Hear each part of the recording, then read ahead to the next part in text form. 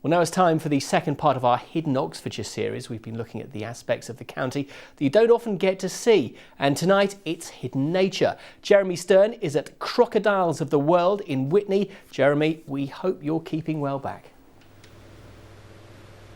Jerome, these ones are quite friendly actually, but there are lots of bigger crocodiles around here. I saw one earlier and its mouth slowly opened up like that. Its teeth really were something else. Now we want your questions about crocodiles because in a few minutes time we'll be doing a Facebook Live. You can contact us through the Facebook page. We'll be speaking to an expert in exotic animals.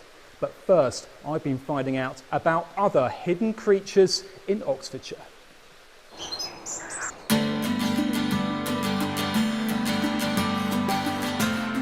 Dry Sandford Pit near Abingdon.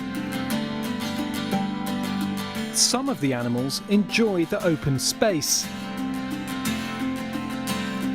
Others are less forthcoming. These are called ivy bees. Now, they're not like the bees that you'll find in your garden because, well, firstly, they don't sting, but also they're mining bees. They live underground for most of their lives, but for a few weeks, they're out and about. Up until 30 years ago, scientists didn't know this species even existed. So, Peter, when did you first see them here? I saw them in 2011 and I thought, when I looked at them, I thought, I've not seen those before, what on earth are they? And later on I found out they were ivy bees. They like the sandy soils and cliffs here. They also need flowering ivy fairly close, which is why they're called ivy bees. The limestone cliffs formed tens of millions of years ago, back when Oxfordshire was underwater. All the sand in the cliffs are the sandy shores, and the hard limestone is the coral reef that existed there, and there's lots of fossils in the coral. Built for marine life, and now we've got these bees from France. Bees from France and lots of other bees and wasps that have made their home here in the soft sandy soil.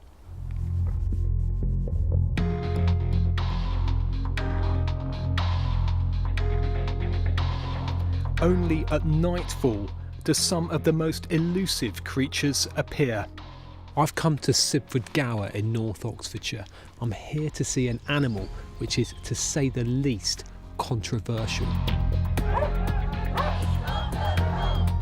You're more likely to see a badger in the headlines than anywhere else.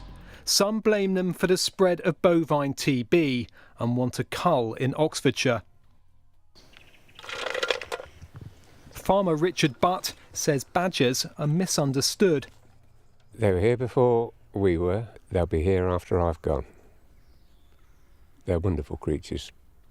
They were put on this world like we were for a reason, and I don't see any reason at all why they should be destroyed in any way or form. Nature lovers from all over the world have visited the farm, hoping to get a glimpse of a badger. We've been here about an hour. We've heard a fox. No badgers. Another hour went by. We were just about to go home. We'd had enough. Finally, one has come out.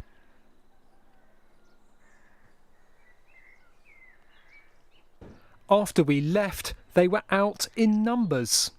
So even the most camera-shy of animals will put in an appearance if peanuts are on the menu. So badgers like to eat peanuts. Hold that thought, because we've been asking for your questions about animals on Facebook. And Keris from Carterton wanted to know, what do crocodiles eat? Well, I know someone who will definitely know the answer to that question, because he founded Crocodiles of the World. It's Sean Foggart. He used to keep snakes in his lounge, apparently. Sean, answer me that question. What do crocodiles like to eat? Cheeky reporters, I think would be a good start. No, in the wild, young alligators and crocodiles, they feed on a variety of insects, small fish, amphibians, reptiles. As they get bigger, the prey size increases, and the big ones will even hunt wildebeest and zebra. No wildebeest and zebra running around Oxfordshire, so we feed them something different here. we feed them rabbits, chickens, quail, rats, small pieces of meat, things like that. Okay, if you've got your question for Sean, let us know on Facebook, because we're now streaming live on Facebook. This is Jack from our social media team. This is the microphone, so I'm speaking to Facebook as well. Facebook, good evening. Another question for Sean. James from Burford asks, how long can crocodiles hold their breath? That's a good question. When an adult crocodile submerges, what they do is take a big, deep breath into their lungs, and they go down to the bottom of the pool or underwater. Now, if they lie still, they can slow their heartbeats down to just 1 beat per minute, and actually they can hold their breath for nearly 4 hours. So a lot longer than you or I. Okay, we're going to carry on this chat on Facebook.